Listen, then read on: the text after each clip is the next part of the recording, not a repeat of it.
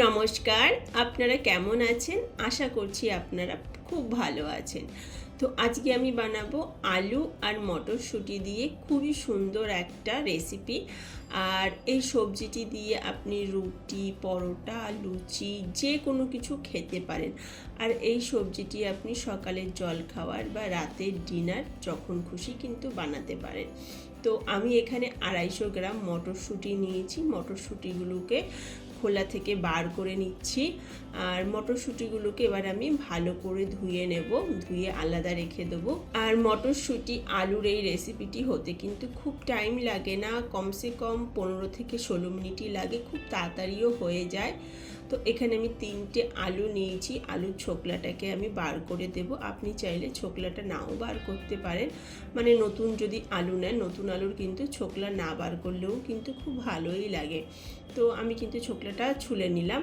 তো আলুগুলোকে এখন আমি ডুমো ডুমো ছোট্ট ছোট্ট করে কেটে নেব। দেখুন, একটা আলুকে আমি 4 টুকরো করে সেই আলুগুলোকে ছোট্ট ছোট্ট করে কেটে নিয়েছি। তারপর আলুগুলোকে আমি জলের মধ্যে ঢেলে দিয়ে ধুয়ে নেব। লুচির সাথে আমরা কি করি, সব সময় কিন্তু আলুর দম বা আলুর তরকারি এগুলো বানিয়ে থাকি। তো একবার আপনি আলু আর মটরশুঁটির এই রেসিপিটি বানিয়ে দেখবেন, খেতে খুবই সুন্দর হয়। তো এখানে আমি 2টো পেঁয়াজ, 2টো টমেটো, অল্প একটু রসুন, অল্প একটু আদা নিয়েছি। আর এই সবজিটায় না টমেটো একটু বেশি দেব, তাতে কি হবে, একটু টক টক ভাব হবে, মটরশুঁটি একটু মিষ্টি মিষ্টি। তো টমেটো দিলে না টক মিষ্টি, একটু লঙ্কাও বেশি দেব, খুব সুন্দর টেস্ট আসবে। টক মিষ্টি ঝাল তিনটেরই খুব ভালো টেস্ট পাওয়া যাবে। তো দেখুন, আদা রসুন আর পেঁয়াজটাকে এখানে আমি খুব ভালোভাবে ছুলে নিচ্ছি। আর এই আলু মটরশুঁটির সবজিটাকে আমি ম্যাক্সিমাম রাত্রেবেলা বানাই।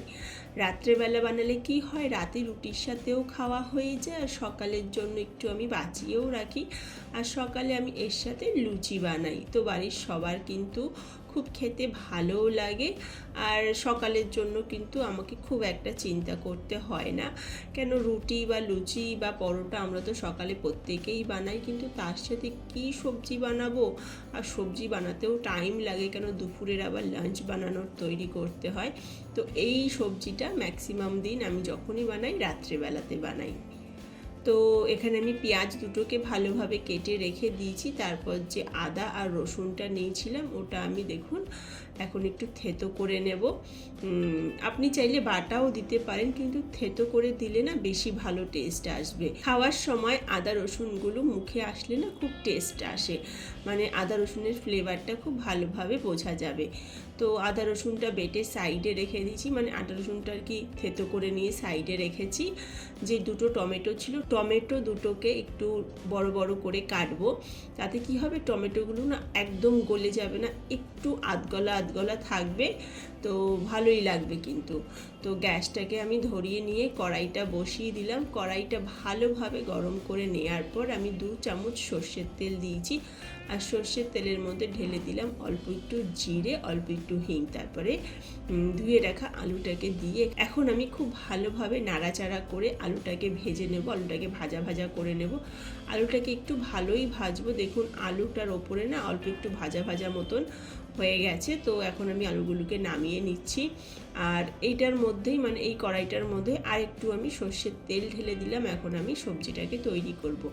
তারপর কেটে রাখা পেঁয়াজ দিয়ে দিলাম। পেঁয়াজটাকে হালকা একটু ভেজে নিতে হবে, খুব ভালো করে কিন্তু ভাজবো না। দেখুন এরমভাবে হালকা একটু ভেজে নিতে হবে, মানে যে পেঁয়াজের যে কাঁচা ভাবটা সেটাকে কাটিয়ে দিতে হবে। তারপর যে আমরা থেতো করে নিয়েছিলাম আদা রসুনটা, সেটাকে দিয়ে দিলাম আর মটরটাকে দিয়ে দিলাম।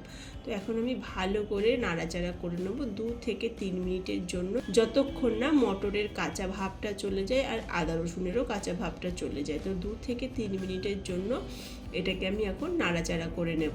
তো এখানে আমি একটা মশলা তৈরি করব। তার জন্য আমি একটা বাটি নিয়েছি। বাটিটার মধ্যে দিয়ে দেবো ধনের গুঁড়ো, লঙ্কার গুঁড়ো, হলুদের গুঁড়ো আর জিরের গুঁড়ো, অল্প একটু জল দিয়ে ভালো করে সবকটা মশলাকে ভালো করে আমি মিলিয়ে নেব, মানে মশলার একটা পেস্ট তৈরি করে নিতে হবে। আর কত পরিমাণ আমি কি মশলা ইউজ করছি সেগুলো কিন্তু সব ডেসক্রিপশান বক্সে লেখা আছে, আপনি ওখান থেকে চেক করে নিতে পারেন। তো দেখুন 3 মিনিট পরে ভেজে রাখা আলু, কেটে রাখা টমেটো, স্বাদ মতো নুন, যে সমস্ত মশলাগুলো মিক্সড করে রেখেছিলাম মশলাটা দিয়ে দিলাম, আর সেই বাটিরই 1 বাটি জল দিলাম। তো এটাকে এখন আমি খুব ভালোভাবে নাড়াচাড়া করে নেব।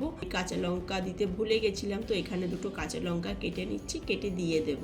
আর এই তরকারিটার মধ্যে আর আমি কোনো জল টল কিচ্ছু দেব না, খালি ঢাকনা লাগিয়ে নাড়াচাড়া করে শুকনো শুকনো করে তৈরি করে নেব। 1 বাটি প্রথমে জল দিলাম, ব্যাস ওটুখানি, আর এতে আমি কোনো জল টল কিচ্ছু দেব না।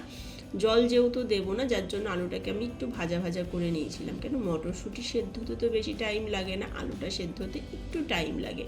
তো দেখুন ঢাকনাটা বারবার উঠিয়ে, মানে 2 মিনিট 3 মিনিট পর পর ঢাকনাটা উঠিয়ে সবজিটাকে নাড়াচাড়া করে দেবো। এইভাবে আমি কিছুক্ষণের জন্য নাড়াচাড়া করে দেবো, যতক্ষণ না আলু আর মটরটা ভালোভাবে সেদ্ধ হয়ে যাচ্ছে। কিছুক্ষণ পর কেটে রাখা ধনেপাতা ছড়িয়ে দিলাম, আর আলু আর মটরশুঁটিটা কিন্তু খুব ভালোভাবে সেদ্ধ হয়ে গেছে। সবজিটা দেখুন একদম শুকনো শুকনো, এটা কিন্তু খেতে খুবই সুন্দর হয়। আপনি একবার এইভাবে বাড়িতে বানিয়ে দেখবেন, খেতে দারুণ হয়।